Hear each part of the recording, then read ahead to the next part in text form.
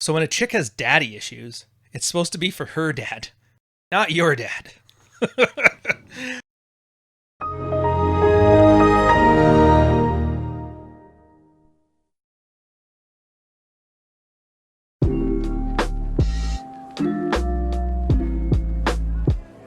Welcome, Midswatch, Ryan. Hopefully you guys are catching this one. I don't know when it's coming out. When it's coming out, enjoy yourself. This one's simple. Guy just has a question. She's disrespecting and dislikes my dad. The Matrix wants me back is the guy's username. It's pretty funny. Anyway, so I'm new to the red pill. What do I do when my wife disrespects and try to keep distance from me and my dad? I haven't had a chance to try any new approach yet. I just want to be ready when it happens again. Side note, keep in mind, I'm just starting. I was drowning blue pill before that, so I've been listening to some of No More Mr. Nice Guy as an audiobook and lurking a bit. I'm on a trip, so it's tough to do much more right now. And when we're with my dad, she acts pouty, rolls her eyes. She doesn't laugh at his jokes. Sometimes they're not funny. My dad is blue pilled, but he's still my dad. Once I had him over prior to finding out red pill while she was on a long trip away from the house. The wife flipped her lid and we had a big fight because I didn't tell her first. Read, ask her permission. I gave in saying I would tell her at some point when somebody visits our house. We spend exponentially more time with her family than with mine. Back when I focused on being fair, I tried to point this out, and she actively tries to discourage us from hanging out and gets moody when she knows I'm going to spend time with him. Says shit like, "Oh, good for you. Have fun, I guess." Or, "I bet you guys are going to have a great time, huh?" And it's just dripping with sarcasm, and she swears she's not doing it. So here's the questions I would like advice on. What to do when she indirectly disrespects him when we hang out, which is rare. Do I try to play, don't give a fuck?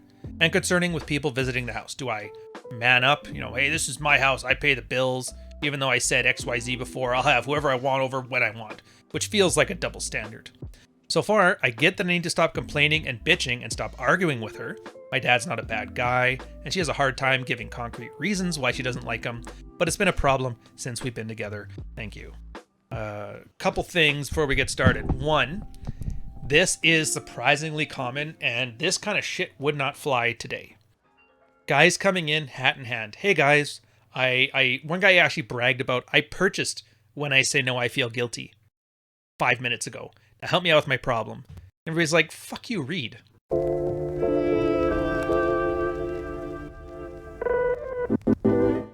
There's a reason. This is all an issue. This is an issue of frame and boundaries. It's a very simple one. In fact, most of these issues you're noticing are frame and boundaries. And had he actually gone through the whole sidebar, had he checked, and I got the sidebar playlist here. When I say no, I feel guilty. Learn some assertiveness. No more Mr. Nice Guy. Shed your nice guy behaviors. Get rid of that beta crap. Married Man Sex Life Primer. Learn the difference between alpha and beta behaviors and how they apply. Practical female psychology. Learn how these things are going and where he is in her roadmap to what do they call that? The betahood, something or other. Anyways, it's basically the 5 steps of a cycle of relationships. And he's in the one where nothing you can do is right, which is nearing the end. But he comes in hat in hand. Hey guys, what do I do? How do I do this? I'm actually surprised he didn't delete his account. Most people who do this, they ask the one question, they fish for an answer that they want to hear, and then they go on their way. But this guy, he stuck around, kept his account going. Funny enough, he actually had a few more posts. And it was mostly about doubt and uncertainty. But again, until you finish the sidebar, it's always going to be like that. So, following up, Jack 10 of Hearts. Somebody golded his thing here, so it must have been excellent. So the high school head cheerleader decides to date a cute boy in an honors English class. Sure, he's a little nerdy compared to Chad Thundercock, the jocks she's used to dating, but all of her friends still think, yeah, he's cute and he's smart and he's funny and he has a lot of friends. He fits in easily with their social circle and she's happy. One day she swings by his house to hang out, except he has some friends over because while English is the only advanced class our head cheerleader is taking, boyfriend is also in honors calculus, honors physics, and his own social circle reflects that. These friends wear weird clothes, their bodies are weird, thin, lumpy. They speak in grating nasally tones. Some of them are impossibly quiet and a conversation is just hours of enduring long awkward silences. Others can't shut the fuck up. And they'll use opening and small talk to start complaining about shit like Joss Whedon. These friends are nerds. Charles Bukowski. Jordan Peterson. Neil Strauss. I like these guys. Add some salt to cover up the bitterness of middle-aged soccer moms and put in the oven for 45 minutes. Optionally, you can take from all this stuff what you want and leave the rest. So enjoy Fuck Files. 15 lessons from a decade of women, now on audio.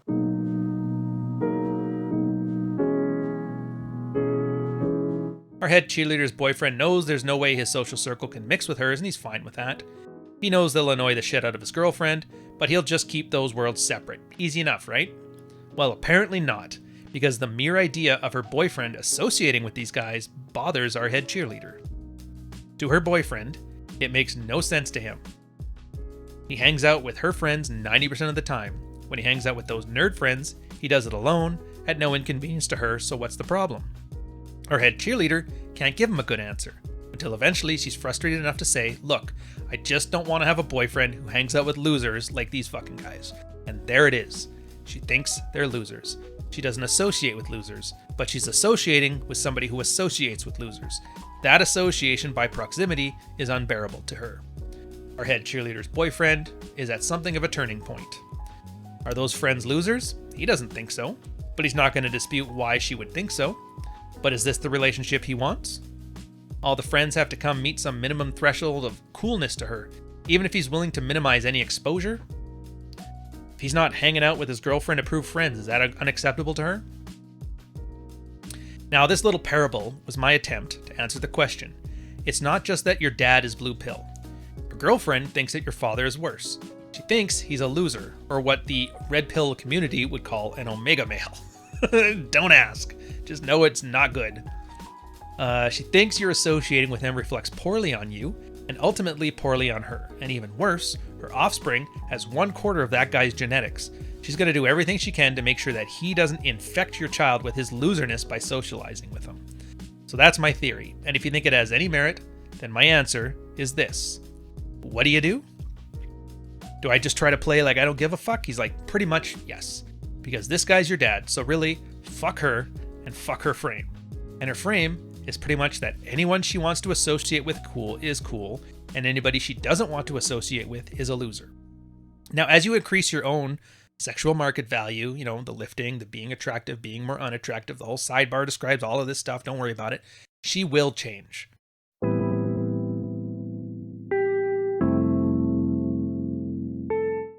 Most likely. As you develop and follow your male action plan to become the professional, social, physical success story that you want to be, your associations will no longer be questioned. If your dad makes a joke that you think is funny and your wife thinks is corny, then guess what? It's funny. Your reality is now stronger than hers. You have probably seen something like this in a professional context before. You're getting some FaceTime in an organizational meeting with some high-ranking VP. One of your colleagues makes a really terrible, corny joke involving a juvenile pun or something, and you're in the middle of rolling your eyes when you see the VP laugh, like a genuine laugh. And suddenly, everybody else starts laughing too, even you. And it's not just to mimic the VP. Somehow, just the VP thinking the joke was funny actually made the joke funny. And this is how eventually you get your wife to stop giving you shit about your dad.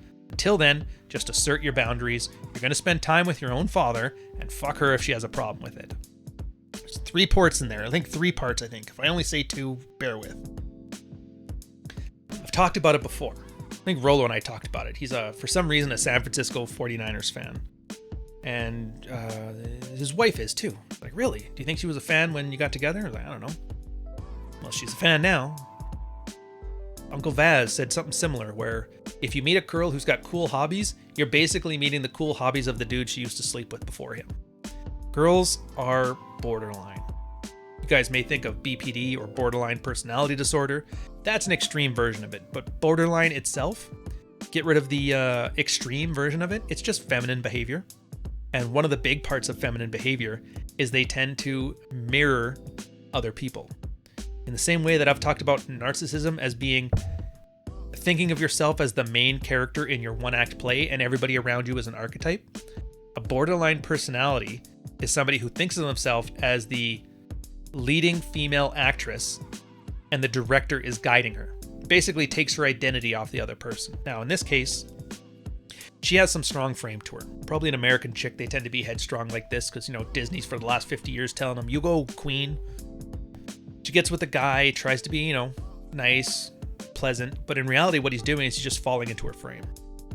So as he starts to develop his own frame, and there's any attraction there, which I'm assuming there is, she will start to mirror the things that he likes in the same way that, you know, the VP at the company laughs, so everybody else laughs. But it's not that they were just doing it to placate him. It's just that it actually changes their perception of what funny is. Social mirroring. It turns out it's the thing we've all done for most of our lives. It's really, girl's into you. She starts mirroring your body behavior. If there's a cool guy that you're friends with, he starts doing something, you start doing something too. It's not because you're just trying to mimic him. It's like a subconscious thing.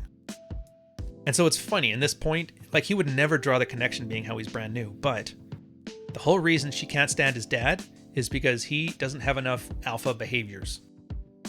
Sounds really counterintuitive. How can I get her to like my dad? Well, hit the gym. What? That's dumb. No, it's not. Hit the gym. Build some abundance. Flirt around with other girls. Have girls flirt with you even better. Displays of higher value. A little bit of dread. All that stuff that makes you attractive. That 1 foot out the door, the aloofness, the dark, all that stuff. You get to a point where your girl stops looking at you and starts looking up to you. And that's the case where I love my dad, even though he's a bit of a blue-pilled chump. She starts to take the attitude that, you know what, I like your dad, even though he's a blue-pilled chump. And it's not because she's trying to make you happy that she takes this thing, it's that she actually believes it. That's the closest you're going to find to hacking human wetware for your own ends. Unfortunately, it's not easy. You have to be the best man you can be, which sucks for him, but hey, it's his dad. I'm assuming it's worth it. So enjoy yourselves, guys. I'm going to catch you on the next one. Cheers.